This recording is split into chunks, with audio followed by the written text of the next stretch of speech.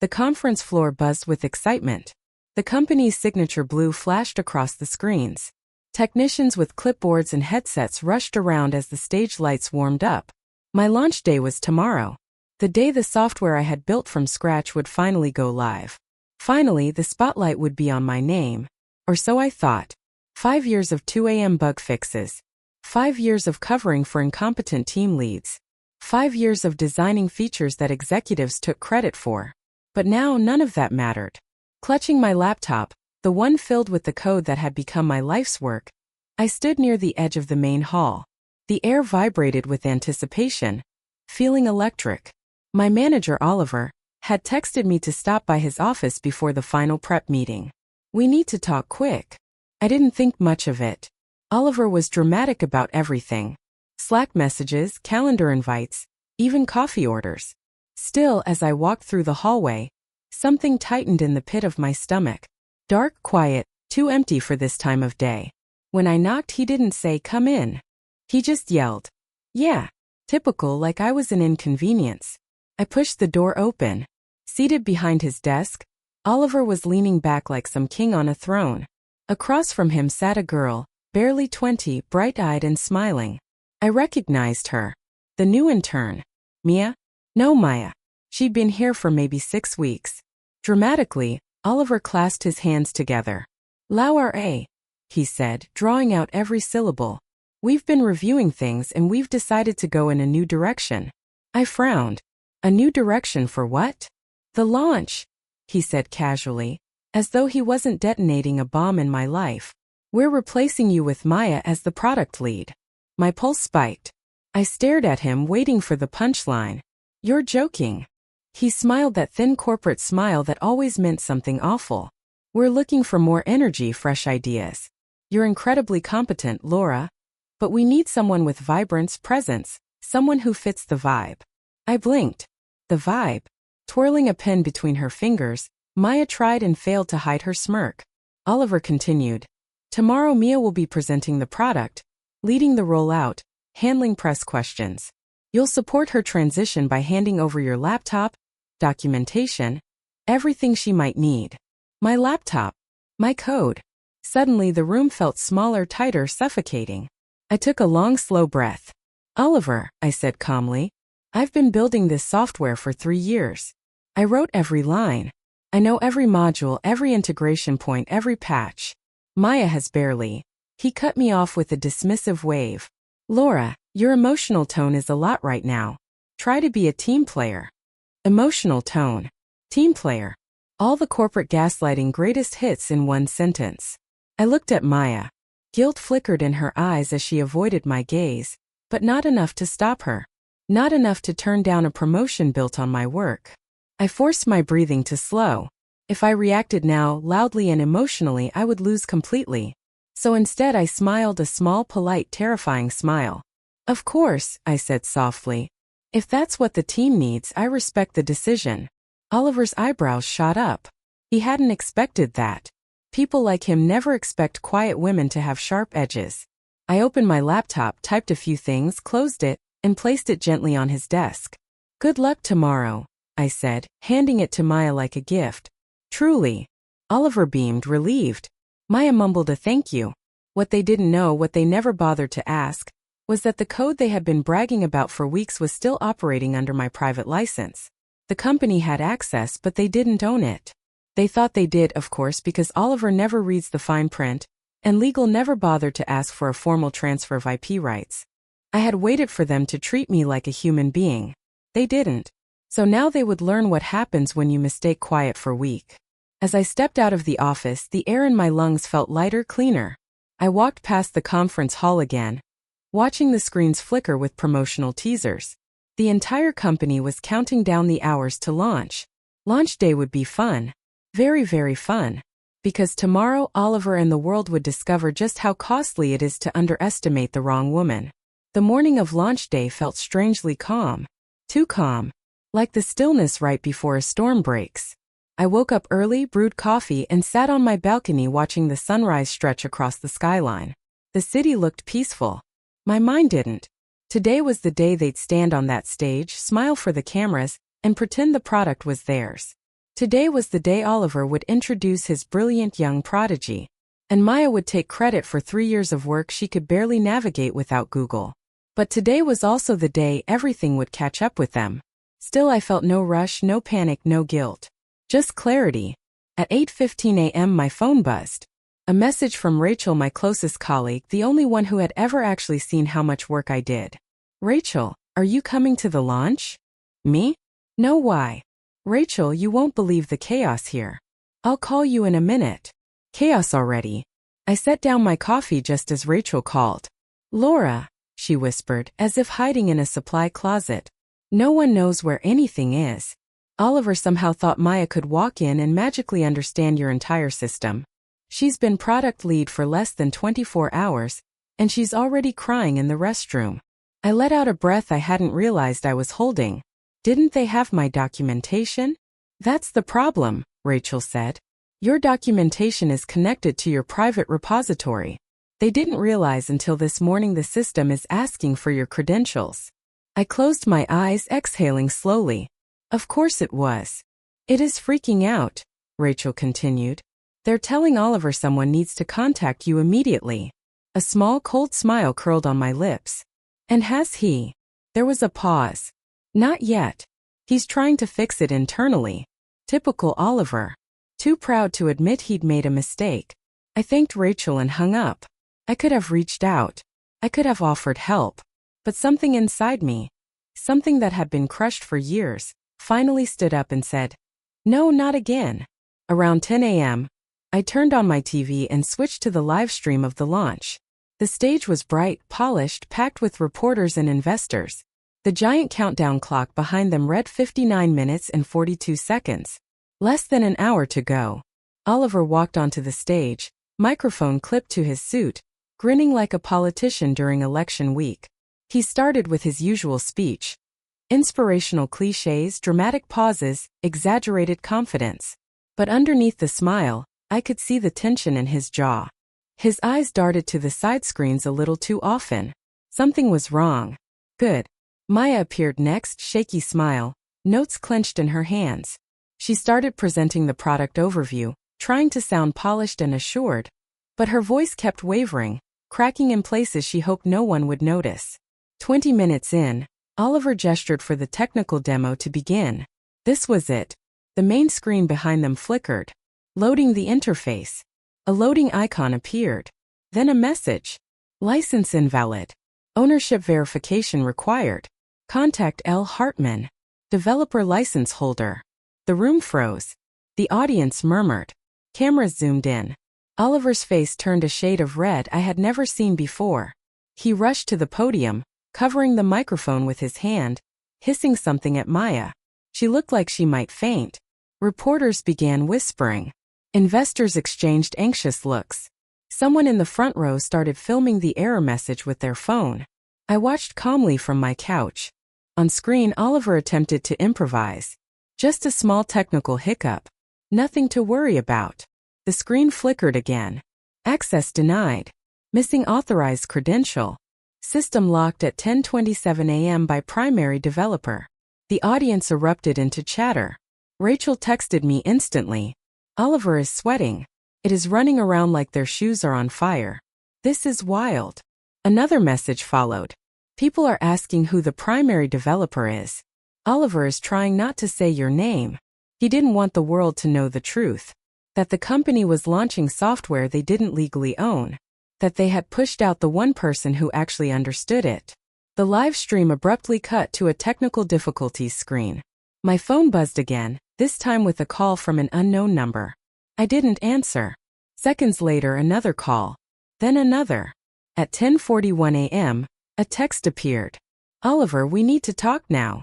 I stared at the message for a long moment, feeling the weight of 5 years settle into a single breath. Then I typed, "I'm busy. Good luck with the launch."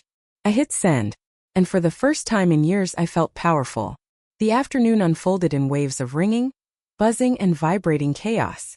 My phone lit up with missed calls faster than I could swipe them away. Unknown numbers, company lines, even Oliver's personal cell. I didn't answer a single one. Instead, I sat at my kitchen table eating leftover pasta and watching notifications pour in like I was observing someone else's disaster. Not the one I had quietly engineered. At 12:03 p.m., Rachel called. She didn't even say hello. Laura, it's bad. I raised an eyebrow. Define bad. She took a shaky breath. It says they can't legally troubleshoot anything because the license isn't the company's. Legal is losing their minds. Investors are demanding an explanation. And Oliver, she hesitated. I've never seen him like this. A small part of me, a part I'd buried under years of being polite, accommodating and quiet, felt a spark of satisfaction. What happened after the live stream cut? I asked. You want the short version or the dramatic version? Give me the truth. Rachel exhaled. They tried to hack into your account. I froze. They what? Oh, don't worry, she said quickly. Security flagged it immediately. The company could get sued just for attempting it. Legal shut it down before it got too far. I rubbed my forehead. They're unbelievable. That's not even the worst part, Rachel continued. One of the investors, the big one, Dawson Capital, demanded to know why the company doesn't own the product's IP. Someone in the back accidentally mentioned your name. You should have seen the looks on their faces. I blinked slowly. That wasn't an accident. She hesitated. No, I don't think it was. Silence stretched between us for a moment. Are you okay? Rachel finally asked. I nodded even though she couldn't see me. Yeah, for the first time in a long time. Yeah. She let out a breath of relief. Good, because they're going to come crawling, Laura. They're desperate. As soon as we hung up, another text appeared from one of the senior engineers, Jonas. I had no idea they were doing this to you. If you need a reference or anything, I'm here. Then another from Emily. Just watch the recording. They're screwed without you. And another from the dev team group chat. Guys, we messed up. We should have backed you. I stared at the messages, feeling something complicated move inside me. It wasn't vindication. It wasn't anger. It wasn't even pride. It was recognition. The realization that people had seen more than I thought they did. Around 1:20 p.m. my doorbell rang. Twice, 3 times. I walked to the peephole. Oliver. He stood there sweating through his designer shirt, tie pulled loose, hair messy, a man who'd been humbled by reality. I opened the door just enough to look at him, not enough to let him in. Laura, he said breathless. We need to talk. No, I replied. You need to talk. I'm listening. He swallowed hard. You know the situation. The launch is dead. The investors want answers. The board wants a fix. We need you to. No. He blinked. No. No, Oliver, I repeated. You made your decision. He stepped forward slightly. I stepped back. We can compensate you, he rushed out. A bonus equity, a lead role. You replaced me with someone who didn't understand the product, I said quietly. You told me she fit the vibe better. You humiliated me behind closed doors and expected me to hand over everything like a good little employee. That was a mistake, he said quickly. I admit that now. I panicked. You didn't panic, I corrected. You underestimated me. He looked like I'd slapped him. I took a slow breath. The only reason you're here is because you thought I'd be too scared to walk away. You assumed my loyalty was permanent. It wasn't. He ran a hand through his hair in frustration. Look, we can fix this if you give us access to the license. There it is, I said softly. He froze. What? That's all you care about. Not me, not the work, not what you did. My voice stayed calm, steady. Just the code. For a long moment, neither of us spoke. Then I said, Goodbye, Oliver. I began to close the door. His hand shot out, stopping it. Laura, please. I met his eyes through the narrow gap. The eyes of a man who finally realized he wasn't in control. Move your hand, I said. He did. The door shut with a soft final click. My heart pounded not with fear, but with something much stronger. Freedom. I walked back to my living room, my phone buzzing again with new messages. Among them was one from a number I hadn't seen in years. Andrew Carter. I heard what happened at the launch today. Are you available to talk? I stared at the message. For the first time since this all began, the future didn't look uncertain. It looked promising. Very promising. I stared at Andrew Carter's message for a full minute before I even breathed. Andrew had once been the only executive in the company who actually understood what I did, not just technically but strategically. He'd championed my early prototypes. He'd pushed for budget increases. He defended me during meetings where Oliver tried to take credit for features he couldn't even explain. And then 3 years ago, the board pushed Andrew out after clashing with the CEO one too many times. The company had never recovered from losing him. Not in innovation, not in leadership, not in morale. Now he was messaging me. My thumb hovered over the screen before I finally typed, "I'm available." "What's going on, Andrew?" "I'll call you in 10. I set the phone down, suddenly aware of how quiet my apartment was. The launch disaster still played on repeat in my mind. Oliver sweating, Maya panicking, investors demanding answers. But beneath that, something new was growing. Possibility. At exactly 10 minutes, my phone lit up. "Laura." Andrew's voice hadn't changed. Calm, warm, sharp. The kind of voice that made people sit straighter. "Hi, Andrew," I said, trying to keep my composure. "I'm guessing your morning was eventful," he said. "You could call it that." He let out a breath that sounded halfway between a laugh and disbelief. "I saw the clip online. My phone hasn't stopped ringing. Investors, reporters, former colleagues. Everyone wants to know how the company managed to launch a product they don't own." I didn't respond. I didn't need to. "Laura," he continued, "I'm going to ask you something directly. Are you looking for your next step?" I leaned back in my chair. "I haven't really thought that far." "Well," Andrew said, "I have." It was quiet for a moment. "I'm building a new firm, Carter Technologies," he explained. "We're focusing on scalable software solutions for logistics and healthcare sectors. I need a head of engineering, someone who understands systems deeply, someone who's proven they can create something from nothing." My heartbeat quickened. "And you want that to be me?" "I've wanted that to be you for years," he said. "The only reason I didn't reach out sooner was because I knew you were loyal to your team, but after what happened today..." He paused. "I'm not going to pretend this wasn't the opportunity one was waiting for." I exhaled, letting the reality settle. "What exactly are you offering?" "A director role, full authority over your department, a salary that reflects your actual worth," and he added, "equity." Equity. The word hit different. It meant ownership, power. A say in what I created. "Can you come by the office tomorrow?" Andrew asked. "I want to show you what we're building." I didn't hesitate. "Yes, I'll be there."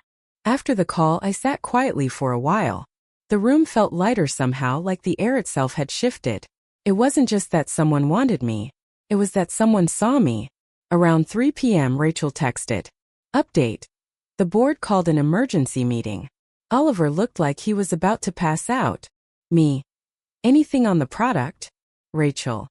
"They're considering scrapping the whole launch. Investors are furious. Honestly, it's a meltdown."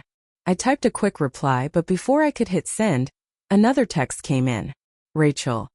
"Also, people know you didn't sabotage anything. Word is spreading fast. Folks are saying the company pushed out the person who built the entire system. Kind of proud of you." A strange mixture of sadness and gratitude washed over me. I had spent so long feeling invisible there. I never expected anyone to defend me after I left. By early evening, I decided to take a walk. The air was crisp, the sidewalks busy, the city humming with life. I let my feet take me wherever they wanted. A quiet park near the water. I sat on a bench watching waves hit the rocks. For the first time in years, I wasn't thinking about deadlines, bug reports, or Oliver's condescending tone. I wasn't dreading Monday mornings. I wasn't bracing myself to be overlooked again. I was thinking about tomorrow, a new company, a new role, a new beginning. And in that quiet moment, I realized something important. Something I wished I had understood years ago. Sometimes the universe doesn't push you out of a place because you're losing something. Sometimes it kicks you out because you're finally ready for something better. I looked out at the darkening horizon, my reflection wavering on the water's surface. Tomorrow everything would change, and for once the change would be on my terms. I arrived at Carter Technologies the next morning with a strange mix of confidence and disbelief. The building wasn't flashy or towering like my old company's headquarters. It was modest. 3 floors, glass entrance, modern interior, but something about it felt alive, purposeful, like a place where things were built, not stolen. Andrew met me in the lobby. He looked energized, almost younger than I remembered. "Laura," he said warmly, shaking my hand. "Welcome." He gave me a tour. Open workspaces filled with actual collaboration, whiteboards covered in real ideas, not corporate buzzwords, and a small but passionate team that greeted him like they genuinely liked him. We ended in a quiet conference room. "This," he said, sliding a folder in front of me, "is the official offer." I opened it. A director title, a competitive salary, actual leadership authority, and significant equity. Real equity, not the fake promises my old company dangled like a carrot. I met his eyes. "Andrew, this is generous. It's what you're worth." He leaned forward slightly. "I'm not hiring you for what you did at your previous company. I'm hiring you for what you can build here." Those words settled deep in my chest, grounding me in a way I didn't expect. Before I could respond, my phone buzzed with a call from Rachel. I excused myself and stepped into the hallway. "Rachel," I answered. "Oh my God, Laura, you need to hear this," she said, breathless. "The board just finished their emergency meeting, and they fired Oliver." I froze. "Already?" "He tried to blame the whole thing on you," she said. "Claimed you sabotaged the launch out of revenge. Legal shut that down immediately. They told the board the system error wasn't sabotage. It was negligence on his part." "Of course it was," Rachel continued. "Investors pulled out. The board said they can't recover the product in time. They canceled the project entirely." I leaned against the wall, absorbing the words. She exhaled. "Honestly, I think this is the best thing that could have happened to all of us. People are relieved he's gone. Toxic leadership only lasts so long." We talked a bit longer. She was considering leaving the company as well, then hung up. For a moment I stood there in the quiet hallway, my phone warm in my hand, the weight of everything hitting me at once. 5 years of being overlooked. 5 years of being dismissed, minimized, replaced. 5 years of quietly carrying the company on my back. And now it had all collapsed. Not because I destroyed anything, but because they had built everything on arrogance and shortcuts. "Everything okay?" Andrew asked gently when I stepped back inside. I nodded slowly. "Better than okay." He sat across from me again. "Before you answer, I want you to know something. I'm not asking you to join because of what happened at your old company. I'm asking because I believe you're the kind of leader who builds, not breaks." His words were steady, grounded, real. "Laura," he continued, "I want you to say yes because this is where you want to be. Not because you're running from something else." That stopped me. Because it was true. For the first time I wasn't running. I wasn't reacting. I wasn't trying to prove anything. I was choosing. I closed the folder, slid it back to him and smiled. "I accept." The relief on his face was genuine. "Welcome to Carter Technologies," he said. We shook hands and just like that the future shifted. That afternoon, after my onboarding and introductions, I stepped into what would now be my office. A smaller space than the corner rooms executives fought over, but with a window overlooking the city and enough room for everything I needed. As I placed my bag on the desk, my phone buzzed again, this time from an unknown number. But I didn't need to open it to know exactly who it was. I read the message anyway. "Oliver, I heard where you ended up. You could have fixed things here. You chose to burn bridges. Oliver, I hope it was worth it." I stared at the screen for a moment, considering my response. Then I typed, "I didn't burn a bridge. I walked away from one that was already collapsing. And yes, it was worth it." I hit send. Then without a second thought, I blocked the number. As evening settled in, I sat at my new desk. The city lights flickering outside. The office was quiet, peaceful. I opened my laptop and began mapping out the new system architecture Andrew and I had discussed. Piece by piece, I felt myself rebuilding. Not the product, not the code, but my sense of worth. And in that calm, steady silence, the most powerful truth finally settled. Being underestimated isn't an insult. It's a warning. Not about you, but about them. Tomorrow, everything would begin again on my terms, in my space, in a place where I wasn't replaceable. I was essential. And this time, I wasn't handing over anything I built. I was building a future they would never be part of.